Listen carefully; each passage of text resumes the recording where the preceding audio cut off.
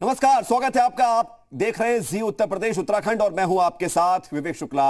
हमारे बीच एक ऐसे शख्स मौजूद हैं जिन्होंने पिछले 3 दिन से उत्तर प्रदेश की राजनीति में भूचाल ला दिया है, या फिर कहा जाए कि इन सर्द हवाओं के बीच सियासी तापमान को बढ़ा दिया है। आप बिल्कुल ठीक समझ रहे हैं। हमारे साथ स्वामी प्रसाद मौर्य जुड़ गए हैं। स्वामी प्रसाद मौर्य अब तक यूपी सरकार में मंत्री थे। 2 दिन पहले उन्होंने इस्तीफा दिया और एक तरह से वो झड़ी लगा दी इस्तीफों की, या फिर कहा जाए कि उनके पीछे पीछे इतने लोग चल पड़े कि सियासी तूफान ही आ गया। उनसे हम बात करेंगे और बहुत स्वागत आपका स्वामी प्रसाद मौर्य जी उत्तर प्रदेश उत्तराखंड में। बहुत बहुत धन्यवाद भाई साहब, बहुत बहुत धन्यवाद। पहला सवाल मेरा आपसे है, दूसरे लोग अगर कहते तो आप कहते कि भाई पिछड़े नेताओं को इस तरह से कहा जाता है। आज तो आप अपने आप को नेवला बता रहे थे। ये नौबत क्यों आ गई कि आरएसएस संग नाग हो गया, बीजेपी जिसमें आप 5 साल तक रहे, मंत्री भी रहे, वो सांप हो गई और आप अपने आप को नेवला समझ बैठे हैं। ये नौबत क्यों आई?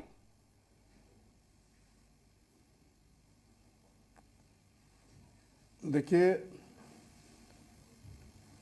जब जो जिस परिस्थिति में आता है उसी परिस्थिति में उसके साथ पेश हुआ जाता है।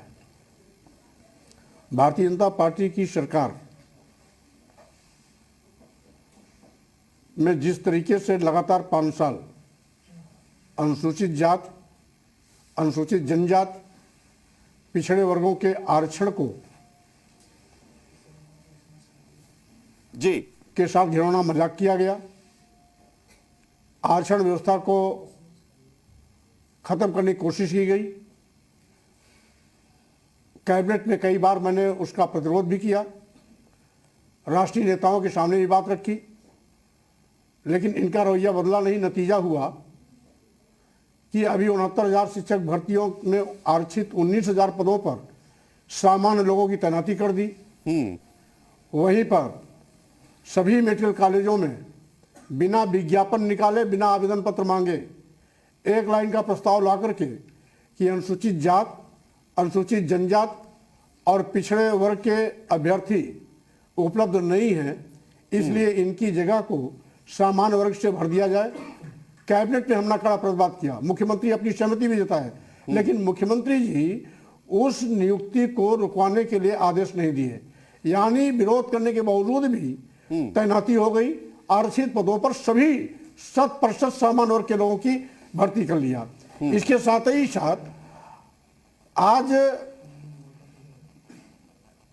आरक्षित वर्ग के लोगों को तैनाती न मिले, इसलिए वो सारे सरकारी संस्थान, अर्ध सरकारी संस्थान, सरकार द्वारा अनुदानित संस्थान, सरकार द्वारा आर्थिक सहायता प्राप्त संस्थान, जिसमें आरक्षित वर्ग के लोगों को और सामान्य वर्ग के लोगों को नौकरियां दी जाती हैं, उनको निजी क्षेत्रों में दे रहे हैं। यानी जब जानते हैं कि निजी क्षेत्र में आरक्षण व्यवस्था नहीं लागू, तो सरकारी संस्थानों को निजी हाथों में देकर के आरक्षण व्यवस्था को आप बिल्कुल खत्म करना चाहते हैं, जड़ से उखाड़ देना चाहते हैं। लेकिन स्वामी प्रसाद संविधान जो आरक्षण की आप बात कह रहे हैं कि भारतीय संविधान के साथ खिलवाड़ नहीं होने पाएगा में अगर किया था। दूसरी ओर भारतीय संविधान की व्यवस्था के साथ ठीक है, घिनौना मजाक भी कर रहे हैं। स्वामी प्रसाद मौर्य जी, तो ये बात आपने उस वक्त क्यों नहीं कही जब आचार संहिता लागू हो गई, ऐलान हो गया? तब आपको लग रहा है कि ये सब गलत हुआ, मीडिया के सामने आप तब क्यों नहीं आए? देखिए, आपका जी न्यूज चैनल के माध्यम से मैं प्रदेशवासियों को बताना चाहता हूं, जब मैं मंत्रिमंडलीय सामूहिक जिम्मेदारी का निर्वहन मंत्री के रूप में बड़े मनोयोग से किया, और साथ ही साथ उस समय जब मैं मंत्री था तो उचित प्लेटफॉर्म था कैबिनेट, उचित प्लेटफॉर्म था राष्ट्रीय नेतृत्व, मैं वहां कहता रहा। अब मैं मंत्री पद से इस्तीफा दे दिया हूं, इसलिए अब ना उचित प्लेटफॉर्म मेरे लिए कैबिनेट है, ना राष्ट्रीय नेतृत्व है। अब हमारे सामने उचित प्लेटफॉर्म मीडिया है और प्रदेश की जनता है, और अखिलेश यादव है उचित प्लेटफॉर्म के माध्यम से। मैं स्वामी प्रसाद मौर्य जी, अखिलेश यादव से क्या डील हुई है? जी हेलो, आवाज आ रही है आपको? मैं पूछ रहा हूं कि अखिलेश यादव से क्या डील हुई है? आप फिर से बात। देखिए, अखिलेश यादव से डील होना न होना माने नहीं रखता। माने है कि हम भारतीय जनता पार्टी को उत्तर प्रदेश से कैसे उखाड़ फेंकें, इसकी व्यवस्था के लिए हमको जिससे भी हाथ मिलाने की आवश्यकता पड़ती मैं उससे हाथ मिलाता। आज समाजवादी पार्टी के राष्ट्रीय अध्यक्ष श्री अखिलेश यादव जी से हाथ इसलिए मैंने मिलाया कि भारतीय जनता पार्टी केवल समाजवादी पार्टी से शिकस्त नहीं खा रही थी। हमने सोचा कि इसको हम पहाड़ जैसी ताकत बना करके भारतीय जनता पार्टी को नस्ताबूद कर सकते हैं, उत्तर प्रदेश से विदाई सुनिश्चित कर सकते हैं, और साथ ही साथ जो इन्होंने हकमारी किया है उसका दुष्परिणाम भी भोगने के लिए इनको मजबूर किया जा सकता है। और यही हालत किसानों के साथ हुई। ठीक है, किसानों ने झूम करके भारतीय जनता पार्टी की पूर्ण प्रचंड बहुमत की सरकार बनाई थी। सालों साल खुले आसमान के नीचे लाखों किसानों को रहना पड़ा। स्वामी प्रसाद मौर्य जी, नहीं पसीजा तो उन किसानों के बीच आप तो कभी गए नहीं हो? वोट खिसकने का डर आया। आप कभी गए क्या किसानों के बीच में? किसानों से बात किए, किसान बिल को वापस ले लिया। स्वामी प्रसाद मौर्य जी, कभी आपने आवाज उठाई कि सरकार को किसान बिल वापस लेने चाहिए सार्वजनिक तौर पर? ये तो यूं कहा जा रहा है ना कि चुनाव नजदीक आ गए, आपके बेटे को टिकट नहीं मिलना था, ये सारी बातें चल रही हैं। इसमें कितनी सच्चाई है कि क्या बेटे को टिकट दिलाने की खातिर आपने ये दल बदला है? हमेशा 5 साल के जनादेश मिलता है। 5 साल के जनादेश का हमने सम्मान किया। नए जनादेश की बारी आई, हमने उसको उचित मौका पाया। आप कहते भी है, आप कहावत भी है कि जब लोहा गर्म रहे तवा गर्म रहे तो हथौड़ा चटकाइए। आज मैंने हथौड़ा चटकाया है क्योंकि अवसर उचित है। जनादेश नया लेना है, नए जनादेश से इनको बेदखल करना है। नहीं तो स्वामी प्रसाद मौर्य जी, इस अवसर में तो आप अवसर वारिता पहले भी दिखा चुके हैं। आप उस वक्त भी भारतीय जनता पार्टी में बीएसपी से तभी आए थे, तब आपको अवसर नजर आ रहा था। लोग तो आपको चुनावी मौसम वैज्ञानिक बताने लगे हैं, रामविलास पासवान से तुलना कर रहे हैं। इस पर क्या कहेंगे? ऐसा है, कुल मिलाकर के भारतीय जनता पार्टी के घमंड को इसलिए मैं तोड़ना चाहता हूं। जब मैं बहुजन समाज पार्टी में था तो बहन मायावती जी एको अहम द्वितीयो नास्ति के बिना पर किसी और को कूड़ा करकट समझती थी। बाबा साहब के मिशन से हट गई, मानवर काशीराम के सामाजिक परिवर्तन आंदोलन से हट गई। और साथ ही साथ आज हालात ये है कि जब मैंने बहुजन समाज पार्टी छोड़ा तो आज बहन जी कहाँ है, बहुजन समाज पार्टी कहाँ है? ये वही भारतीय जनता पार्टी है जो 2017 के चुनाव के पहले मात्र 45 एमएलए होते थे, और आज हमारे साथ लाखों लोगों को जो जनाधार भारतीय जनता पार्टी को मिला, उसका परिणाम है कि पूर्ण प्रचंड बहुमत की सरकार के साथ ये आज तो स्वामी प्रसाद मौर्य जी, जब इतने लाखों आपके साथ लोग हैं, आप सरकार बनाने का मादा रखते हैं, सरकार की विदाई का तो आपको मुख्यमंत्री बनना चाहिए ना, नई पार्टी बनाकर। स्वामी प्रसाद मौर्य जी, ये दूसरों की सरकारें क्यों बनवाते हो? खुद मुख्यमंत्री क्यों नहीं बन जाते अपनी नई पार्टी बनाकर, लोगों के बीच जाते? और ज्यादा भला करेंगे आप पिछड़ों का। और क्या भला किया आपने इन 5 सालों में? ये गड़बड़ है, आवाज नहीं जा रही। स्वामी प्रसाद मौर्य जी, मैं कोशिश कर रहे हैं, हम कोशिश कर रहे हैं, हमारी टीम आपसे जुड़े और आपकी जो आपको आवाज नहीं मिल पा रही इसको हम दूर करें, क्योंकि सवाल कई सारे हैं और जानना बड़ा महत्वपूर्ण है। स्वामी प्रसाद मौर्य उत्तर प्रदेश के एक बड़े नेता के तौर पर जाने जाते हैं। स्वामी प्रसाद मौर्य ने 2 दिन पहले जो इस्तीफा दिया और उसके बाद से जो लगातार इस्तीफों की झड़ी उत्तर प्रदेश में देखने को मिल रही है, स्वामी प्रसाद मौर्य ये क्रेडिट ले रहे हैं कि मैं जिस दल के साथ होता हूं उस दल की सरकार बनती है, उस दल में क्षमता होती है, और उसके बाद तो फिर आप देख ही रहे परिणाम क्या है, ये स्वामी प्रसाद मौर्य कह रहे हैं। लेकिन बात यही है कि जिन पिछड़ों की, अनुसूचित जाति की, दबे कुचले लोगों की बात नेता उठाते हैं, तो वाकई में वो बात उठती भी है या फिर वो अवसर वारिता में बदल जाती है और वो बात उठाते उठाते उन बातों को उठाने वाले लोग ही ऊपर उठ जाते हैं और फर्श से अर्श पर पहुंच जाते हैं और फिर वो बातें कम नजर आती हैं। तो पाला बदल लीग वाले स्वामी प्रसाद मौर्य, हम आपको उनसे एक बार फिर कनेक्ट करेंगे, उनसे जोड़ेंगे, उनसे वो सारे सवाल, क्योंकि अभी कई सारे ऐसे सवाल हैं जो ये जानना बेहद जरूरी है कि दल आखिर, वो हालांकि कह चुके हैं स्पष्ट कि जब लोहा गर्म हो तभी हथौड़े से चोट करनी चाहिए। 5 साल उन्होंने लोहा गर्म होने का इंतजार किया और अब जब मौका आ गया है तो उन्होंने उस हथौड़े से उस गर्म लोहे पर चोट कर दी है। उस चोट का असर कितना होगा ये तो 10 मार्च को सामने आएगा, लेकिन उससे पहले यह जरूर है कि स्वामी प्रसाद मौर्य ये जरूर जान रहे हैं कि अब उन्होंने जो फैसला लिया है उससे बहुत कुछ बदल जाएगा, उससे बहुत कुछ बदल जाएगा। और एक लंबी फेहरिस्त नजर आ रही है स्वामी प्रसाद मौर्य के साथ जाने वाले जितने और दूसरे विधायक हैं, वो कह रहे हैं कि हमारे नेता स्वामी प्रसाद मौर्य हैं। हालांकि देश की राजनीति हो या उत्तर प्रदेश की राजनीति हो, चुनावों के वक्त ऐसी स्थिति बनती ही है, कई नेता एक दल से दूसरे दल में जाते हैं। और एक बार फिर से हमारे साथ स्वामी प्रसाद मौर्य जुड़ गए, उनसे हम फिर से सवाल करते हैं। स्वामी प्रसाद मौर्य जी, संजय निषाद कह रहे हैं कि ये वाला चुनाव तो बिकाऊ और टिकाऊ के बीच में है, आपको वो बिकाऊ बता रहे हैं?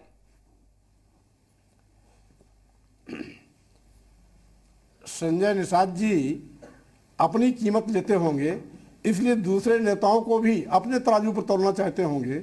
सही माने तो यह है कि संजय निषाद जी बोल कुछ रहे हैं, अंदर अंदर इनके गुदगुदी हो रही है।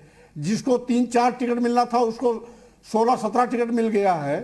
ये हमारी जो डर है, भय है, इस्तीफे की लगातार झड़ी लगी है, उसको डैमेज कंट्रोल करने के लिए 3-3, 4-4 टिकट वाली औकात को 16-16, 17 टिकट दे रहे हैं, बिना मांगे दे रहे हैं। संजय निषाद की लाठी खुलाई है। इसलिए संजय निषाद को तो स्वाभाविक रूप से मेरे इस निर्णय का स्वागत करना चाहिए। चलिए वो उनसे बात कर लेंगे कि वो स्वागत करेंगे या नहीं करेंगे। स्वामी प्रसाद मौर्य जी नहीं देते, बड़ी स्पष्टवादिता से मैं आपसे एक सवाल पूछ रहा हूं और उसी स्पष्टवादिता के साथ जवाब मिलेगा, इसका मुझे पूरा भरोसा है आपसे। देखिए, चुनाव के समय में एक दल से दूसरे दल में जाना और जो जिस दल में थे उस पर यह आरोप लगाना कि आवाज नहीं सुनी गई, हमने जिस तरह की राजनीति की वो करने नहीं दी गई, ये बड़ा साधारण होता है।